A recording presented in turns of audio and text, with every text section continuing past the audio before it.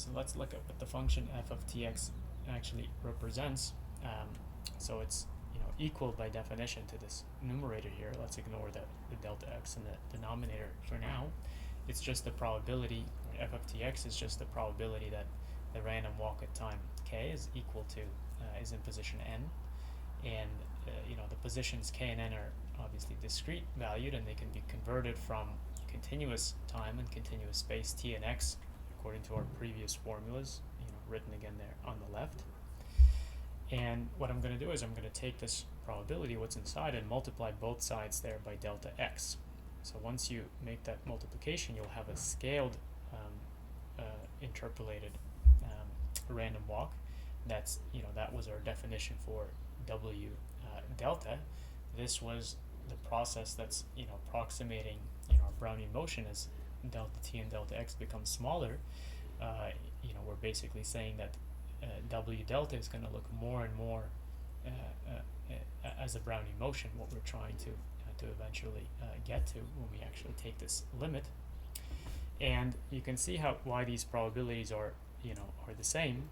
First of all, the discrete time random walk can only take values in integers, but this one can take values in continuous space. And so I've put it here in this interval where y is defined as n times delta x. And to see why these two probabilities are the same, you can kind of consult the picture on the left there. So on the left, you have on the y-axis, say position n and n minus 1 and n plus 1. That's, those are the only possible values for the discrete time random walk. And on the x-axis, you have, k minus 1, k, and k plus 1. Those are the possible times in discrete time. And so, suppose for a second that you're at some point in this interval, and let's just take the point y, for example. How would we convert the point y over back to a discrete position? We take y, divide by, according to the formula over there, divide by delta x, and take the integer part. So what happens when you divide it by delta x? This goes away. This is just n, and the integer part of n is n also. And the same, by the same logic, any point in this interval will map over to n. And so, in other words, we've just described two identical probabilities, one in terms of the original discrete time random walk S, and the other one in terms of this process that we're thinking of as the Brownian motion when delta t and delta x are very small. So, why do this? What I'm going to do is I'm going to take the numerator and write it as a difference up here. This is the difference of two cumulative distribution functions. So hopefully you see why this is the case. If I just subtract off this one, I am going to be getting rid of anything to the left of point y. And so these two expressions are the same. And this is where dividing by delta x becomes important, because this quotient here looks a lot like a derivative. And in fact, it's by definition, it is a derivative. As delta x and delta t go to 0, this just becomes the derivative of the cumulative distribution function of whatever the limit is. And the limit is going to be, we claim is going to be the Brownian motion.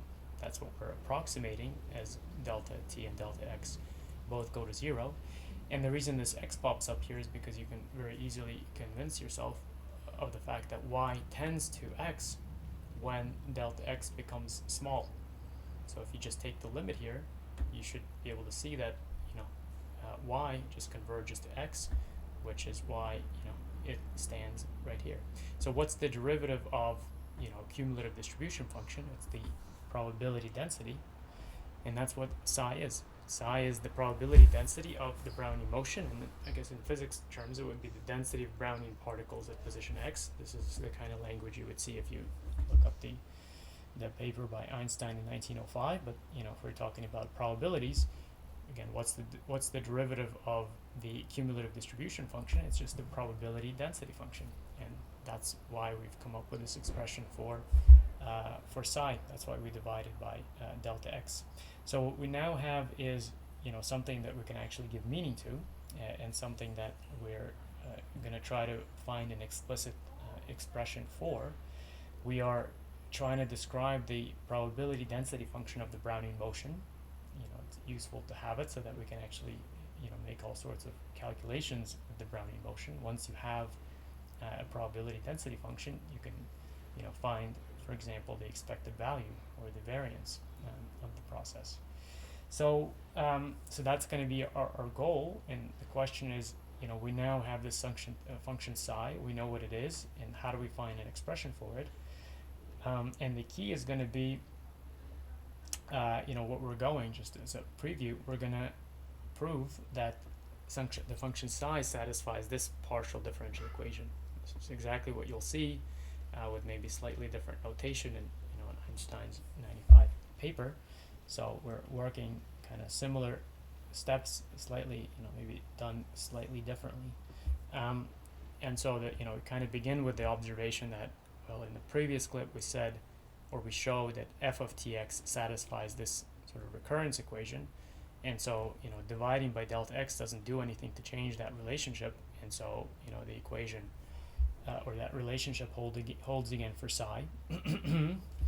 And here I've just written the same exact thing, but evaluated at, 1 unit forward in time. So instead of t, I use t plus delta t. So I'm just rewriting the same thing.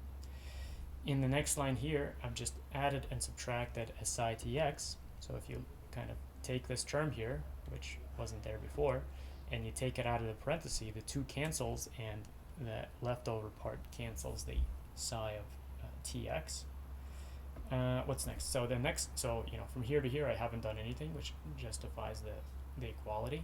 From here to here I've taken, I guess, this part and moved it over to the left, and I've borrowed one of the psi's from the from the 2 terms right here for this one. I've taken this guy and moved it over to the all the way to the right, and this one comes from borrowing the leftover psi from the middle term. So what's the next step? The next step is to write everything. This is just a bunch of rewriting of everything in the parentheses as the difference of 2 finite differences. So the definition of this d delta is the one over there. If you look at that, that is again, very similar to what it was up here. That difference approximates the derivative, the space derivative with respect to x of the function psi at time t. And this one, represents the derivative, by taking a look ahead, a look to the right, and this one approximates the derivative by, looking one point back. And then, these 2 differences form these ones, and to account for the delta x, I've taken out a delta x squared. So one of these delta x's is here, and the other one is trapped, in both of these expressions. And if you look at the Wikipedia page here, you'll see, right above, this is exactly what I'm doing. I'm approximating the second derivative. So in the first line, after the first equality, you see one term which represents this difference minus another term which represents this difference. The h is my delta x, and I've kind of manufactured it by just factoring it out here. So if I bring the delta x squared, which wasn't there in the previous expression, one delta x would cancel this, and the other one comes from the d delta. So now we know that this expression in parentheses, which below the line I'm writing as this d squared, is just a representation of the second derivative of the function psi. So now the final step is just to rearrange the terms. I'm starting, I've started here and I've ended up here. I'm going to subtract over psi tx and divide by a delta t, and then this term, nothing much happens. I pick up a delta t in the downstairs, and then this is my second derivative, and it's it's just the same thing as what's in this parenthesis. So the thing inside this parenthesis is just denoted by this symbol here. We know that this is the approximation for the second derivative with respect to x. We know that this is the approximation of the derivative with respect to time at of psi of t of x. And now if we take these 2 down to 0, what do you get? You get this partial differential equation. On the left hand side, the derivative with respect to time, and on the left hand side, the derivative with respect to space. And you'll see that the 2 stays as it was, and I'm going to pick up this sigma squared here. So what's sigma squared? Sigma squared is going to be this limit here. So I kind of, when I take a limit of both sides, I have, you know, this limit converging to the second derivative, this limit to converging to the first derivative with respect to time, and this should also converge to something as well. So, you know, in Einstein's paper, he talks a lot about sort of the meaning and the interpretation for this, and in particular, he talks about the relationship of how large the displacement of the Brownian motion particle is, should be based on the elapsed time during kind of the collision. So, sort of again, going back to this video, you know, he kind of makes a lot of arguments about, you know, how far should the particle get displaced in a given unit of time, and he comes up with this relationship based on the grounds of physics. But, you know, alternatively, you could just say, well, if we want to get this, you know, if we want to get some meaningful partial differential equation here, this better approach some kind of a limit. And, you know, kind of physics-wise, what this means is that the distance by which the Brownian particle is displaced, you know, happens in very, very little intervals of time.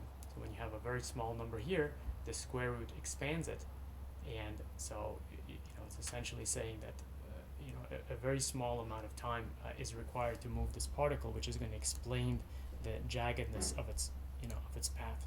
So you're kind of welcome to dig into the physics details on your own if you like, but, you know, otherwise we're just going to assume that this ratio here goes to some number. We're going to call it delta squared. Doesn't matter what, you know, we call it. It's just some number between 0 and infinity, just some finite constant. Squared is usually, you know, kind of indicating that it better be positive, which, you know, it has to be, because we have displacement and time are both positive things, so you can't get a negative limit here. And, you know, finally we have this, you know, this partial differential equation, and, you know, if you've seen this before, you know, the solutions of this, you know, look exactly like the probability density functions of a normal distribution, and, you know, this is what we'll pick up with, you know, in the next clip, and then start kind of making some calculations with, you know, the Brownian motion, the, you know, the process that we've just described.